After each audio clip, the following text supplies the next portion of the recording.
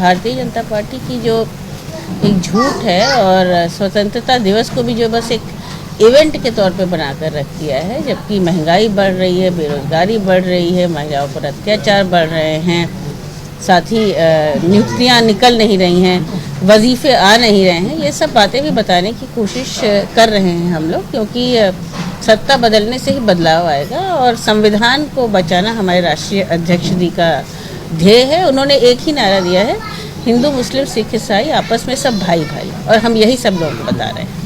जो महापुरुषों ने सपना देखा था, क्या वो आज पूरा हो रहा है? महापुरुषों ने तो हमें आज़ादी दिलाई थी। जो भारतीय जनता पार्टी ने सपना उत्तर प्रदेश के लिए दिखाया था वो तो बिल्कुल पूरा नहीं हो रहा है। न गंगा साफ हो रही है, सीएजी की रिपोर्ट में महाभ्रष्टाचार और घोटाला खोल रहा है, कानून व्यवस्था ध्वस्त है, स्वास्थ्य सेवाएं ध्वस्त हैं। जो काम हुआ है वो केवल अखिलेश यादव जी की सरकार में, समाजवादी सरकार में हुआ है। यहाँ हमारा संगठन बैठा है, हमारे अध्यक्ष बैठे हैं और हम लोग मिल बैठ कर यही बात कर रहे हैं कि लोगों तक इस बात को पहुंचाना है और लोग इसको समझ भी रहे हैं। इसलिए अब सरकार बदलेगी।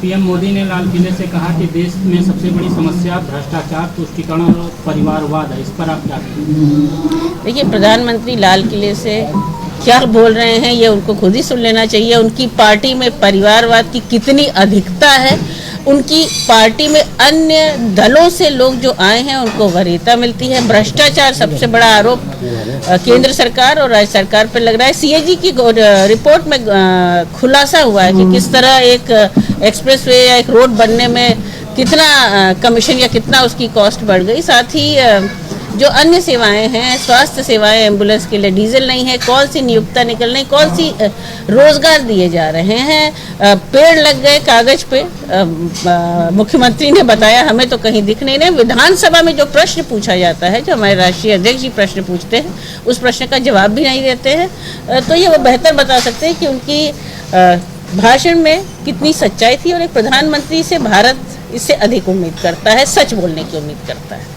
आज स्वतंत्रता दिवस के मौके पर प्रधानमंत्री नरेंद्र मोदी ने कहा कि वह अगले स्वतंत्रता दिवस पर अपनी उपलब्धियों को गिनाएंगे। क्या 2024 के जीत के प्रति पीएम ओवर कॉन्फिडेंस है? ये वो बेहतर बता सकते हैं। उत्तर प्रदेश में तो उपलब्धियां, काम, मेडिकल कॉलेज, रोड, महिलाओं के लिए समाजवादी पेंशन योजना, जो नियुक्तियां थी, जो बेरोजगारी भत्ता दिया जाता था, कन्या विद्याधन 10-90, 112, सब कुछ तो अखिलेश यादव जी और समाजवादी पार्टी की सरकार में ही किया गया है। गंगा कितनी साफ हुई, गंगा ने बुलाया था, यही बता दें। घोसी सीट जो आपके खाते से जा चुकी है, आप समाजवादी पार्टी ने प्रत्याशी को निर्धारित कर दिया है, क्या लगता है वो इस बार भी आपके पाले में आएगी? घोसी की सीट हमारे खाते से गई नहीं थी, वो समाजवादी पार्टी ने जीती थी। वो व्यक्ति विशेष इधर उधर कई पार्टियों में चले गए थे, शायद हमने पहचानने में कुछ भूल कर दी। हमारे प्रत्याशी सुधाकर सिंह जी हैं जो पहले वहाँ से लड़ चुके हैं और हमें पूरा विश्वास है कि पूरी समाजवादी पार्टी उनको जिताएगी और वो जीतेंगे। हमारे नए विधायक होंगे वो घोसी से। आजमगढ़ में भारी आक्रोश है कहीं न कहीं, तो इस पर आप क्या कहेंगे? ये मुद्दा हम लोग बार बार उठा भी रहे हैं और राष्ट्रीय अध्यक्ष जी भी उठाया है। हम चाहते हैं कि इस तरह की घटनाओं में त्वरित और निष्पक्ष विवेचना हो और न्याय तभी हो सकता है जब पारदर्शी तरीके से वो विवेचना हो। हम परिवार के साथ खड़े हैं, न्याय मिलना चाहिए और सबको न्याय मिलना चाहिए। समाजवादी पार्टी इसी में विश्वास करती है। तो जिस तरीके से विवेचना टाकर हुई और क्लीन चिट मिली, तो क्या लगता है आपको सही तरीके से न्याय मिल पाएगा परिवार को? रिपोर्ट आ जाने दीजिए, परिवार के साथ हम हैं, उनसे हम संपर्क करेंगे। अगर वो उससे सेटिस्फाइड नहीं होंगे तो फिर विधानसभा में हम बात को उठाएंगे और मुख्यमंत्री तक भी उठाएंगे, क्योंकि न्याय करना और न्याय करवाना सरकार का ही काम है और विपक्ष का काम है कि वो उन पर दबाव डाले कि हर जगह न्याय हो, निष्पक्ष जाँच हो। अभी तो ऐसा कुछ दिख नहीं रहा है। हमारे कई लोग जो फेसबुक पे कुछ लिख देते हैं उनको तो जेल में डाल दे रहे हैं मुख्यमंत्री। कोई बाहर निकल जाए, कोई आवाज़ उठा दे तो उनके घर पर बुलडोजर चला दे रहे हैं, जबकि कई बड़े बड़े अपराधी हैं जिनके घर पर बुलडोजर अभी नहीं चल रहा है। कुछ सदस्यता भी अभी रद्द नहीं हुई है, मुझे लगता है, जो सजा हुई है। तो इस सरकार से निष्पक्ष न्याय की अपेक्षा हमें तो कम है। उम्मीद करते हैं कि शायद कुछ ज़मीर हो। सरकार आईपीसी में बदलाव करके उसे न्याय संहिता करने कर रही है तो, और वहाँ ऑर्डिनेंस लाया गया एक, और जो है दिल्ली को एकल एमसीडी की बात की जा रही है। तो इन सब चीज़ों को समाजवादी पार्टी किस तरह से देख रही है और इंडिया किस तरह से देख रहा है?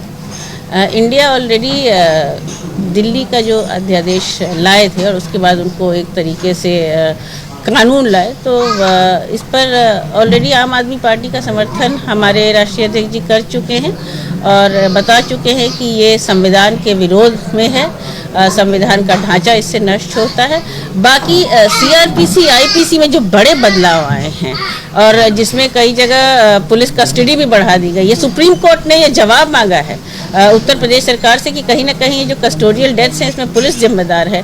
अगर आप बैकग्राउंड में देखें तो गंभीर समस्या है, संविधान की सुरक्षा करना हमारा काम है और वो हम कर रहे हैं। लास्ट में बताइए 24 के लेके ओवरऑल क्या तैयारी रही? समाजवादी पार्टी का गढ़ रहा है, समाजवादी पार्टी यहाँ बहुत मजबूत है और पूर्वांचल ने भी बहुत सहयोग समाजवादी पार्टी के साथ किया, विश्वास जताया। हम बहुत मेहनत से ये चुनाव लड़ेंगे और केंद्र सरकार को बदलेंगे, क्योंकि उत्तर प्रदेश ही केंद्र सरकार को बदल सकता है और वो काम समाजवादी पार्टी लेकिन इसी समाजवादी गढ़ में सपा को हार का सामना करना पड़ा लोकसभा चुनाव में, तो इस तरह सीख लेते हैं हम लोग और सीख लिया है कि कैसे अब दोबारा कभी नहीं हारेंगे।